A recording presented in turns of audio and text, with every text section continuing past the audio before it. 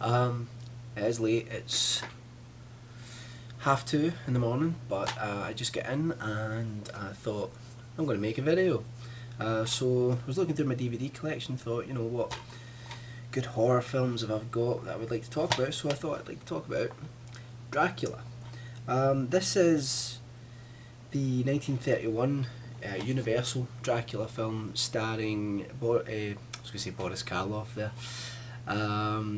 Starring Bela Lugosi, and it's directed by Tod Browning, and it's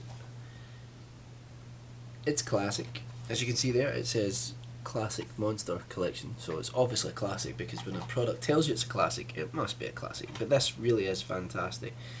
It was early on in the talkies, and we had already had Nosferatu in the silent era, which was adapted from Dracula, although the name Dracula had to be changed to Count Orlok for copyright reasons. However, this is the film that really created the archetype aristocratic Dracula character that we've seen on screen since. And Bela Lugosi, his performance is, well, it's interesting. His performance as Dracula is quite interesting. I'll get to that in a second. But for those who don't know what Dracula is about, you know, it's one of my favourite books, and it is about a count from Transylvania who decides to try to travel to England and live there. Now that would be okay if it wasn't for the fact that he is in fact a vampire and wants to go there to spread his plague from the old world in the east of Europe to the new world in the more modern west.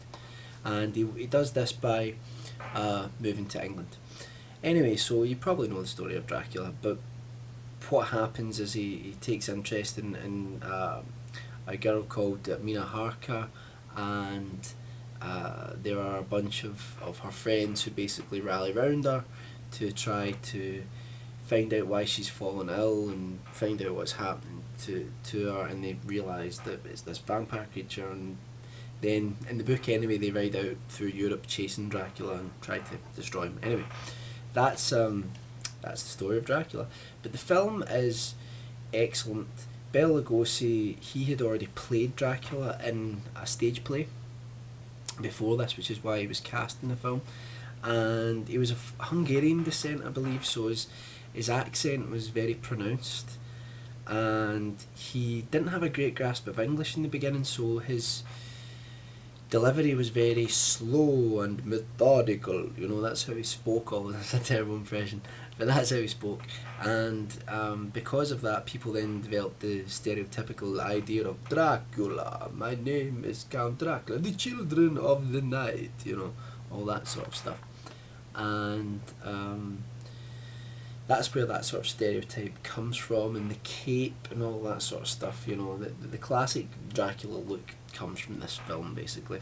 If you're a more modern horror fan, you may balk at some of it. Balk, is that even the word? You may be put off by the fact that because this is an early talkie, it's an early film with sound production, and it's early within cinema anyway, there are certain things which perhaps don't quite work in the film. Some of the things that the film's been criticised for, like for example, they were only getting used to putting music completely to films in the actual soundtrack at this time, and there are long parts of Dracula, because I believe Tod Browning was used to directing silent films. There are large parts of the film where there's no music and there's just this sort of eerie silence, or the ambient sound from a room going on, and it actually works really well. It's pretty creepy. Some people criticise it for that, but I don't. I think it's excellent. And we see that in some more modern horror films where they take the music out, and we're so used to hearing music all the time, overload, our senses are overloaded with it, that when it's removed we have this unsettling feeling because we feel that there's something not right. So it can be used to great effect.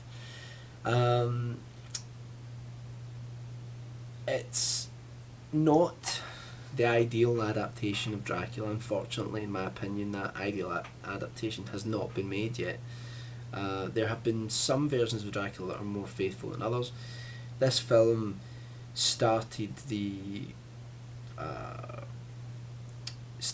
sort of type of adaptation of Dracula that we would see, where they would adapt to a great degree the beginning of the book through Transylvania, although they changed some pretty key things here. It's not Jonathan Harker that goes to Transylvania, etc. It's actually Renfield, and they've changed a lot of things. But yeah, it's creepy. It's an iconic horror film, and it came after Phantom of the Opera from Universal, so it's one of the earliest Universal monster films, and it really started off the Universal monster craze. So I really would suggest picking it up and watching it. It's a really great watch, and there's a good commentary on this DVD by a film critic, I believe it is, and there's a great documentary called The Road to Dracula, which goes in depth into the production of the film. So I would check this out. Bela Lugosi, I would say, was a great Dracula. I probably prefer Christopher Lee, to be honest, but Christopher Lee got far more time to develop his Dracula character, and Bela Lugosi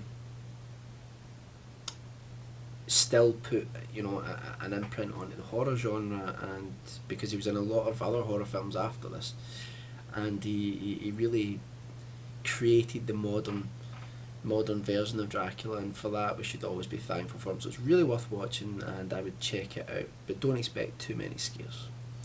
And that's all. It's tired. It's late, and I am tired. So good night, children of the. I'm going to stop doing that Dracula accent.